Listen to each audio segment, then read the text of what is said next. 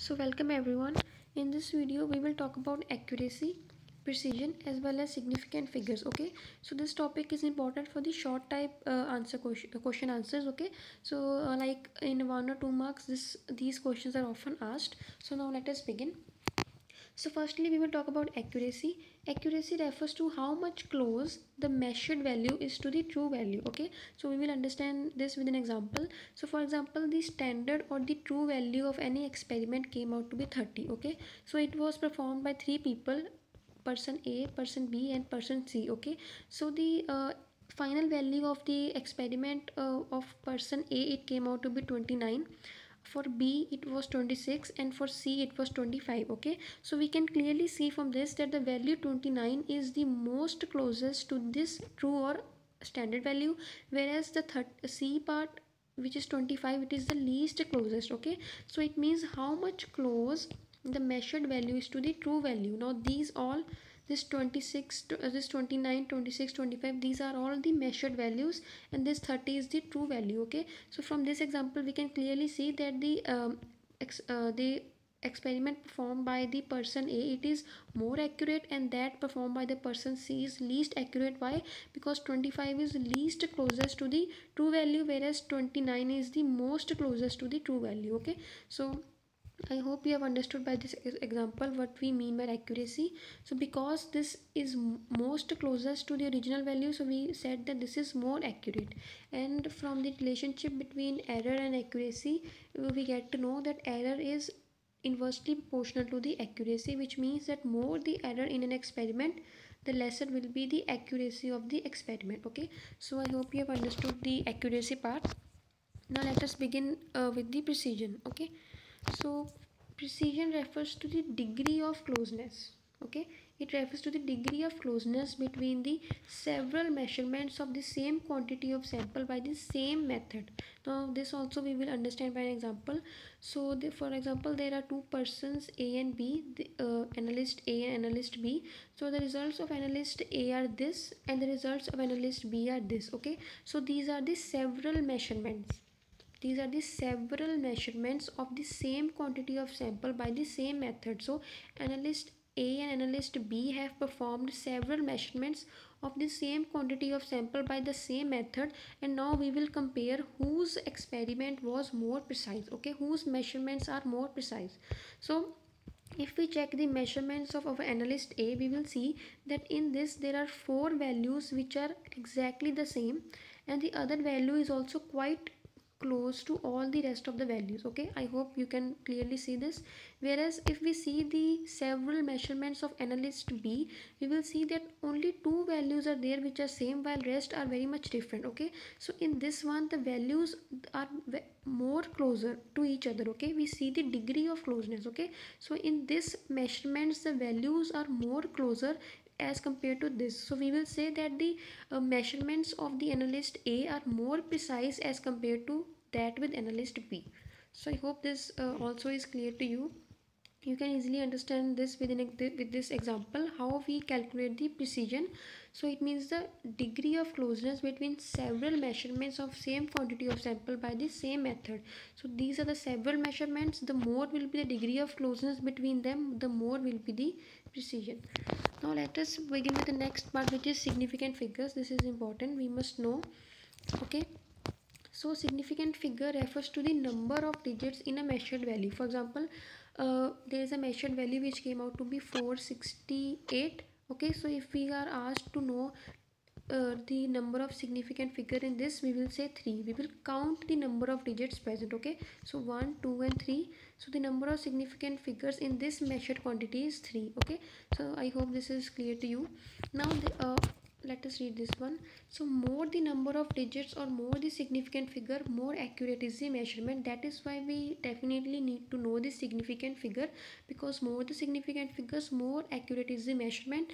And in our pharmaceutical analysis or in our in our any chemical experiment, the accuracy is very much important. Okay, so now there are certain rules for calculating the significant figure of measured values.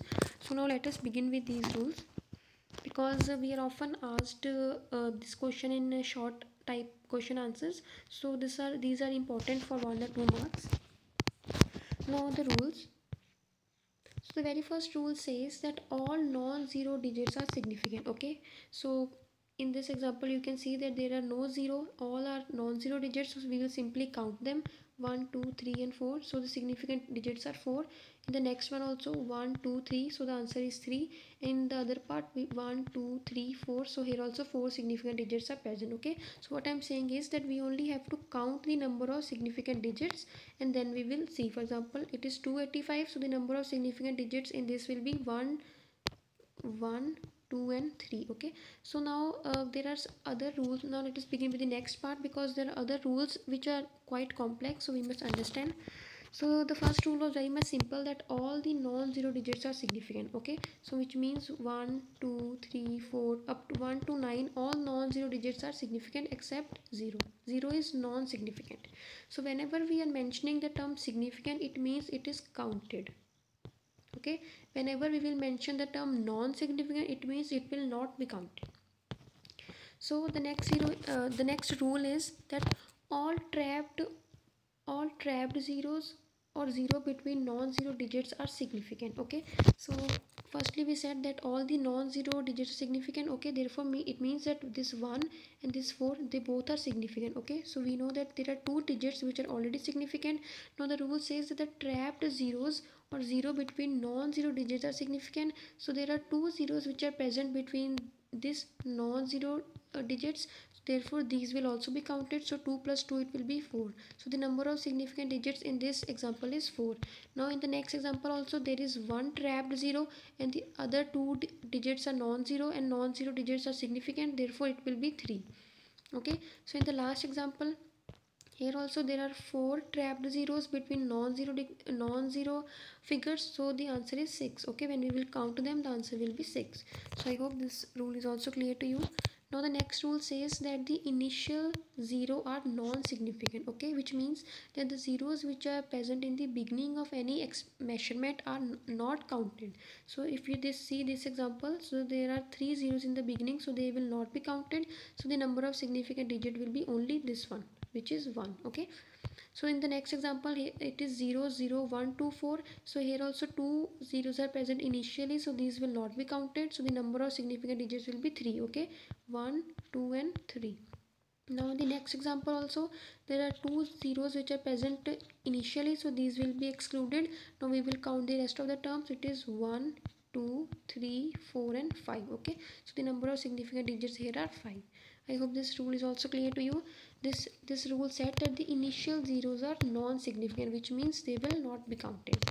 Now the next rule says that ending zeros are significant only if they appear after decimal. Okay, so now let us understand this with an example. So here the example is 2.00. So here we have got decimal, therefore these zeros will definitely be counted. So the number of significant digits will be 1 2 and 3. Okay, so in the very next example, which is 200, here the decimal is not present, therefore the ending zeros will also be not counted. So the number of significant digit will only be 1. Okay, what I'm saying is that the initial zeros and the ending zeros, they both are non-significant, and the ending zeros are significant only if they appear after decimal. Okay, for example, we are given three measurements, 002, 200 and 2.00. Okay, so in the first measurement, the number of significant digits will be only 1, because the initial zeros will be excluded and only the non-zero digit will be counted. Now in this example also, the ending zeros will be excluded, only the non-zero digit will be counted. So the number of significant digits here also is 1. Now in the third example, we said that the ending zeros are counted only if they are present after decimal. So here we see a decimal, therefore these will also be counted. So the number of significant digits in this measurement is 3. So I hope this is clear to you. Now if the decimal is present like this, it is 0.2. Here also in the rule we said that the initial zeros are not counted, so here also the number of significant digits will only be 1. So I hope now it is clear to you how we are calculating this. So now let's see some more examples. So it is 1400. We said that the ending zeros are counted only if there is a decimal. Here we see no decimal, so these will be excluded and the number of digits will be left only 1 and 2. Okay, so now the next example, it is 0.00300200. Now the initial zeros will be excluded, okay, and the ending zero will also be excluded. No decimal is there. No, the ending zeros will be counted if they are present after a non-zero digit. Okay, these will be counted. The initial zeros will be excluded. The ending zeros are present after a non-zero digit, so they will be counted. So the significant digits will be 1, 2, 3, 4 and 5. Okay, so in the next example, if we see next example, so here also there are initial zeros, these will be excluded, and these two zeros will also be excluded, so number of significant digits will be 3. Okay, so I did a little mistake over here. In this example, the significant digit is 5 because there is a decimal place. Okay, so we said that the initial zeros are not significant. Okay, so now the remaining zeros of this ending zeros are counted only because there was a decimal point in the beginning. Okay, that is why we have counted them, whereas in the very next example there is no decimal point, therefore both ending zeros are also excluded. Okay, so I'm really sorry for this mistake. Okay, so now let us begin to the next rule. So it says that the order of magnitude is never significant. Okay, so this is the order of magnitude. It is never significant, it will not be counted. So we will see this. In this value there are two significant figures, so the answer is 2. Okay, because all the non-zero digits are significant. 2 and 1, they are not zeros, that is why we are counting them. So in this also, there the significant digits are 1, 2, 3 and 4, because the zeros are the trapped zeros between two non-zero digits. So now the next rule, it is the addition and subtraction. So it says that the result of addition and subtraction must have the same number of decimal places as present in the value with the least decimal places. Okay, so this is the values which are given to us, which we have to add, and among both of these values, firstly we have to see which is the value which is having least decimal places. Okay, so 0.3 is the one which is having least decimal places. It is having only one decimal, and this is having 1 2 decimal places. Okay, so 0.3 is the value which is having least decimal places. So now what we will do, we will add both of these values, and when we will add, we will get the value this. Okay, which is 2.54. Now in the rule it says that the result of addition and subtraction, okay, this is the result, it must have the same number of decimal places as present in the value with the least decimal places. Okay, so this is the value with the least decimal places, and it is having only one decimal place. Okay, so here also we will exclude this 4, and the answer will be 2.5. so I hope this is clear to you. That means only one decimal will be present. Now these were just the general rules. Now let us understand some rounding off which we do. Okay, so there is another rule also for multiplication and division. Now firstly we must understand the rounding off. So we will understand this by a few examples. So the question says that round off to two significant figures. Okay, so whenever we are asked to round off to two significant figures, we will see the third figure. You must remember this. Here we are asked to round off to two significant figures, so we will see the third figure. For example, if we were asked to round off to three significant figures, so we will see the fourth figure. Now you will understand what I am saying. So here we are given an example 3.72. Now what I said, whenever we have to round to two significant figure, we will see the third figure. Now third figure here is 2.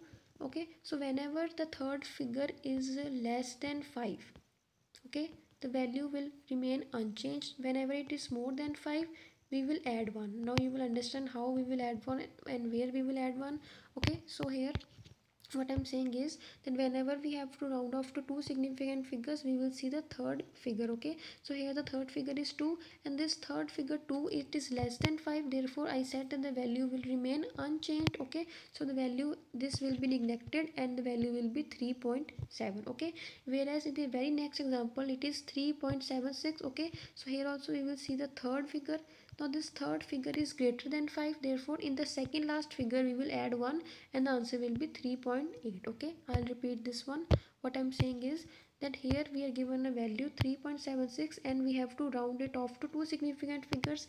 Whenever we have to round to two significant figure, we will see the third value. Now the third value is 6. 6 is greater than 5, therefore in the second last value we will add 1, and the answer will be 3.8. Now I hope this thing is clear to you. Now let us do the next example, which is 4.653 and 4.753. Now we will understand these simultaneously. Okay, so what we have to do, we have to round off to two significant figures, therefore we will see the third figure. Okay, third figure is 5. Now I am neglecting this 3 because we do not need this, we only need to focus on this 5. Now in both of these the third digit is 5. Okay, now I said that if it is less than 5, no changes there. If it is greater than 5, then we will add 1. Okay, but here the value is equal to 5, so what will happen, whenever the value come equal to 5, we will see the second value. Okay, the second value is, in this case it is 6 and in this case it is 7. Okay, so if the third value is 5, and then we have to see the second value. Now if the second value is even, then it will be written same, and if the second value is odd, then 1 will be added. Okay, so I hope this is also clear to you what I'm saying. So here what is happening, that we have to round off to two significant figure, therefore we are seeing the third figure. Okay, so third figure in both the cases is 5. So whenever the third figure is 5, what we have to do, we have to see the second figure. Now if the second figure is even, we write it as it is. Okay, I have written 4.6. Now if it is odd, we will plus 1. Here written for odd plus 1. So what is happening, the value will become 4.8. Okay, so I hope this is also clear to you how we are rounding off. So this rounding off rules we must use when we have to perform the addition and subtraction and multiplication addition. So now the last one is multiplication and division. So here it is also quite similar with the addition and subtraction. So here what is happening, that the result is rounded off to same number of significant figures as present in the value with the least significant figure. Okay, so here two measurements are given to us. So firstly we must know that this one, which is 0.23, it is the value with the least significant figures. How, over here there are 1 2 3 4 and 5. Here it is having 5 significant figures, and this one it is having 2. Okay, so 0.23 is the value which is having least significant figures. Okay, so the rule says that the result, okay, so here I've calculated the result. When we will multiply it, the result will be this. So the result is rounded off to same number of significant figure as present in the value with the least significant figure. So this is the value with the least significant figure, and it is having two significant figure, therefore we must round off this result to two significant figure. Okay, I hope this is clear to you. Now I will repeat again. If we are asked to round off to two significant figure, we will see the third digit. Okay, so here this is the first digit, second digit, and this is third digit. Now this third digit is greater than 5. If this is greater than 5, therefore in the second digit we will add 1. So therefore the answer is 33. So I hope you like this video. This was all. This topic is important for 1 or 2 marks, so please focus on this. You must definitely know how we round off figures and how we calculate the significant figures. So if you like the video, please subscribe, it will be very helpful. Thank you.